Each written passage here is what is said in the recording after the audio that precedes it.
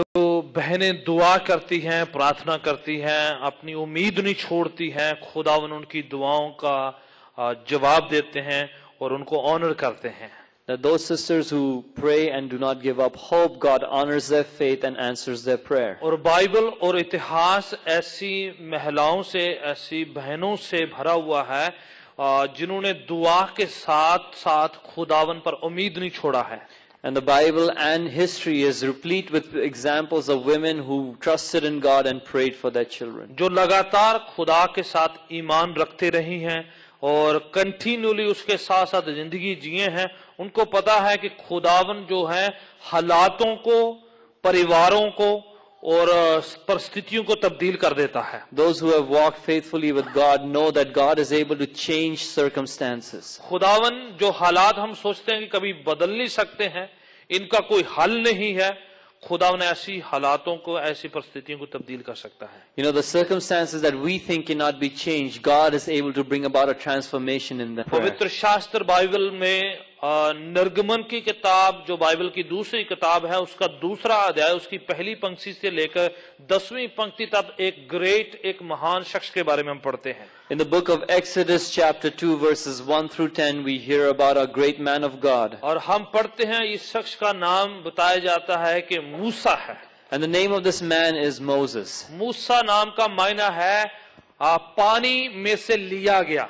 And the meaning of the name Moses is one who was drawn from the water. पानी में से लिया गया. One drawn from the water. उसका नाम का मायना उसकी जिंदगी के साथ ताल्लुक रखता है, किस तरह से उसकी जान बची है, उसके साथ उसके नाम का मायना जुड़ता है. The meaning of his name is linked with the way his life had gone, how he was saved from the water. उसकी माता और उसके पिता दोनों उस जमाने के लेवी खानदान से आते थे. His mother and father both came from the tribe of Levi in that generation. अब देखें ये लेवाई या लेवी लोग कौन होते हैं. Who are these Levite people? ये लेवी बाइबल में बताया गया वो लोग हैं जो खुदा के घर में प्रस्तिश किया करते थे, और ये वो लोग हैं जो जिन्होंने अपनी पूरी जिंदगी खुदा की सेवा खिदमत करने के लिए डेडिकेट करी हुई है. The Bible tells us that these Levites were people who spent all their life dedicated to the temple of God, and in the house of God they ministered and served God. उनको कोई खास किसी की ओर से कोई न्योता या निमंत्रण की जरूरत नहीं होती, बल्कि उन्होंने पूरा खानदान अपने बच्चों समेत इस बात की शर्त ली होती है कि हम और हमारा खानदान खुदा की खिदमत, खुदा की सेवा करेंगे. They did not need another invitation because they had made a promise with God, a covenant with God, that they and their children will serve God and minister unto Him. चाहे वो फ्रंट में आगे करें या किसी कोने में करें, किसी साइड में बैठकर करें, उनकी जिंदगी का एक तरीका है, एक सलीका है कि वो खुदा की खिदमत में लगे हुए हैं. Whether they minister from the front or behind the curtains, behind the scenes, it did not matter. This was the way of their life, that they served God. पुराने नियम में अगर पढ़ें तो ये वो लोग हैं जो लोग लगातार खुदा की प्रस्तिश करते थे, गीत गाया करते थे, प्रस्तिश करते थे, आराधना में लगे होते थे. If you read the Old Testament, you realize these are the people who continuously praised God, they sang songs and worshiped God. ये वही माहिर लोग हैं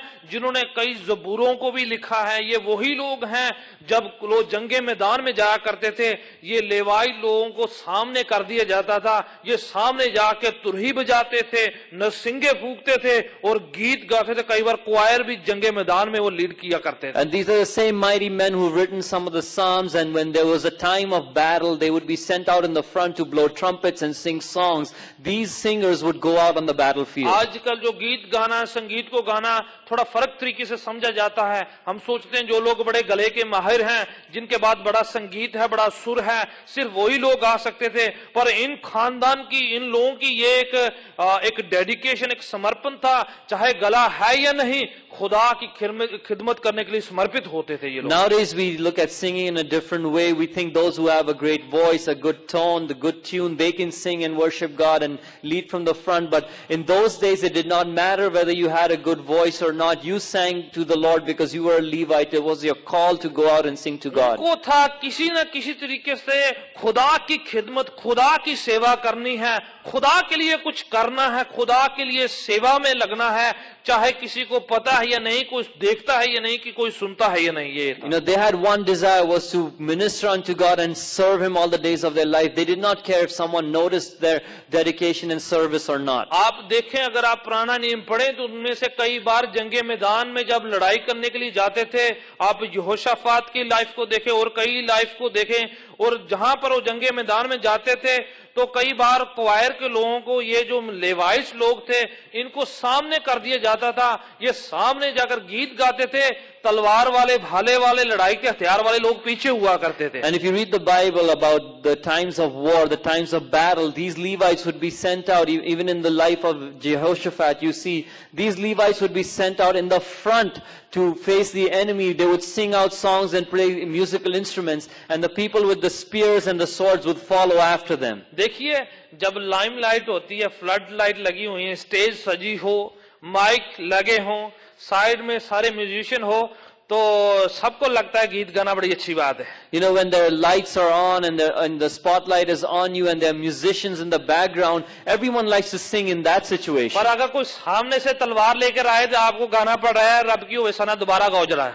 You know, but if you are in the battlefield and your enemy has a drawn sword in front of you, then you sing Rab ki Hoye आप Sana आपके again. सामने देख रहे हैं कि आदमी बड़ा भाला लेकर आ रहा है, बड़ा तेज तीर लेकर आ रहा है, और आपको बोला है सुर में गाना बेटा जरा।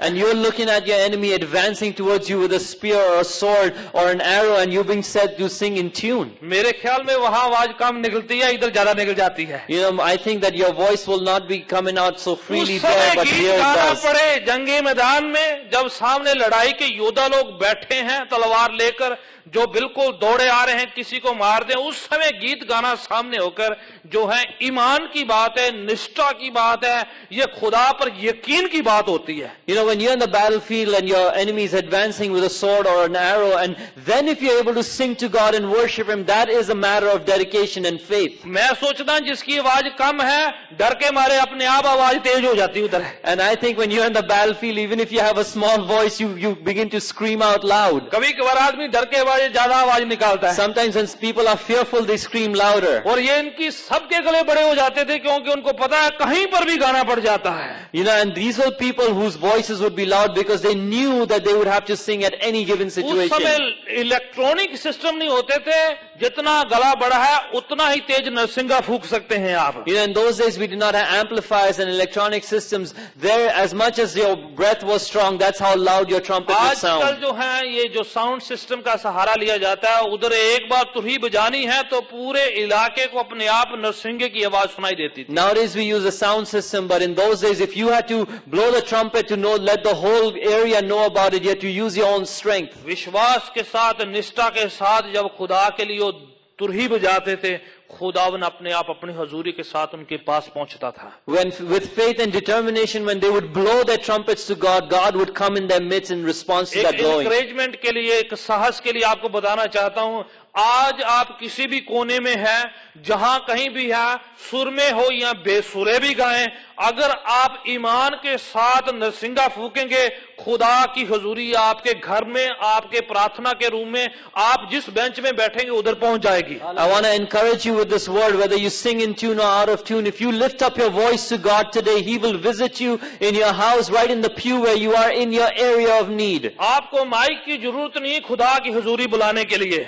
You do not need a mic to call upon the presence of God. आपको ईमान चाहिए, निष्ठा चाहिए, खुदा पर भरोसा चाहिए, बाकी सब खुदावन अपने आप कर देता You है। need faith, you need determination, you need to trust God, the rest of it will be taken care of. मूसा ऐसे खानदान से आता है, Moses comes from such a family. Levi लोगों के खानदान से। He is a Levite from the Levite household. उनकी मदर, उनके फादर दोनों इस तरह के प्रस्तिश करने वाले खानदान से आते हैं। His mother and his father are both from the family of Levites who worship God. आप सोचो, खानदान में तो एक सिंगर नहीं संभाला जाता, जिनका पूरा खानदान ही ऐसा प्रस्तिश करने वाला हो, मूसा कैसे बच सकता है? Imagine in a household nowadays it's hard to handle one singer. Imagine a household full of singers. देख लो, मूसा के पूरे जो है, सारे का सारा खानदान ही ऐसा है। आप समझिए, See this, all the whole household, the whole family, the tribe of Moses are those who sing. मैं बताता हूँ, जिसका पूरा खानदान प्रस्तिश करने वाला है, बिगड़ा हुआ बच्चा बच नहीं सकता है।